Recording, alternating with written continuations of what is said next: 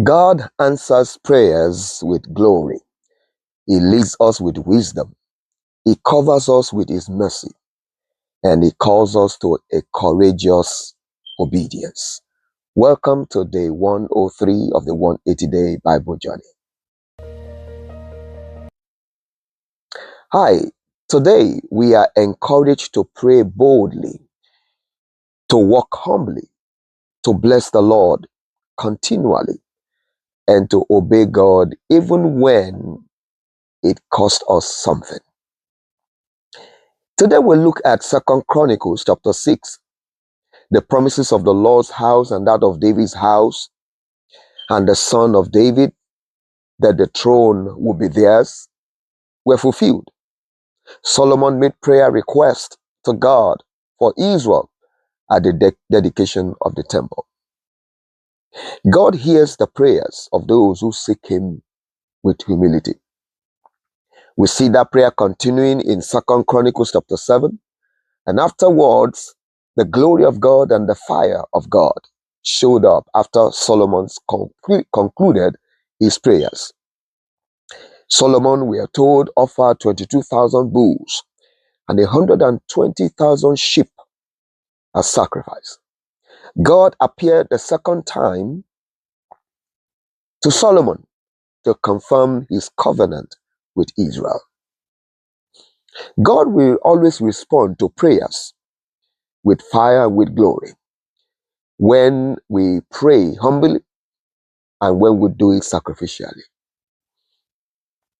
In 2 Chronicles chapter 8, Solomon went on to build cities, fortified cities, cities for storage, cities for his chariots, even cities for the cavalry. He observed the work structure David built and the plan David set into motion.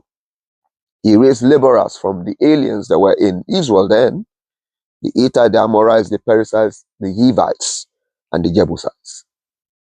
You see, wisdom we always build, it will organize, it will strengthen what God has entrusted. How are we applying divine wisdom to what God has given us, to His plan, to His purpose, to His assignment in our lives? How are we building it? How are we organizing it? How are we structuring it? May the Lord give us understanding in Jesus' name. In 2 Chronicles chapter 9, we see the Queen of Sheba coming to visit Solomon. She came with gold, with stones, with spices. He came to observe the wisdom of Solomon. Wisdom received 660 talents of gold every year. All drinking vessels of the house were made of gold. Silver was not even considered then. Solomon surpassed all the kings of the earth in riches and in wisdom. Later on, Solomon died after ruling Israel for 40 years. Rehoboam reigned afterwards after him. God's wisdom produces excellence. Excellence. And it is very attractive. When the wisdom of God is in display, it is excellent and it attracts.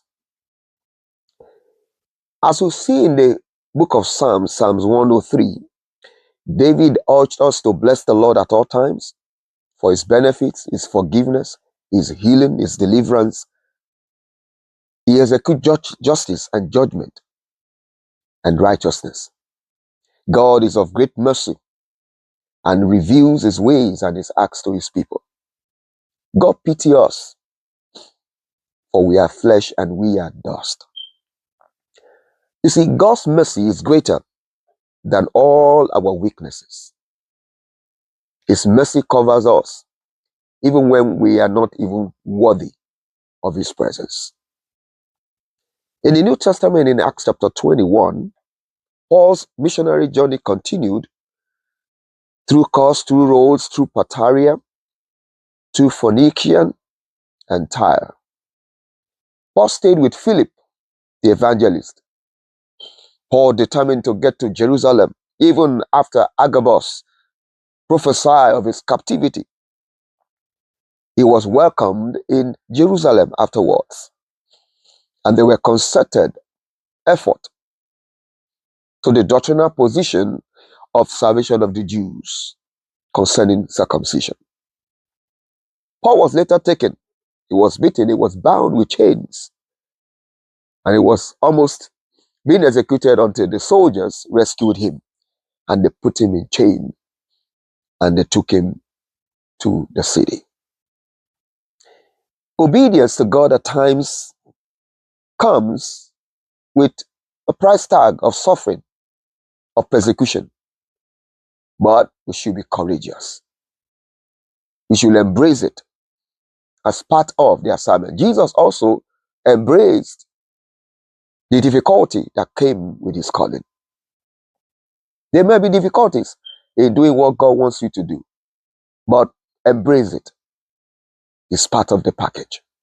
But at the end of the day, God's glory will be seen, God's glory will be manifested. And that brings us today to our memory verse in 2 Chronicles chapter 7, verse 14. If my people who are called by my name will humble themselves and pray and seek my face and turn from their wicked ways, then I will hear from heaven and I will forgive their sin and heal their land.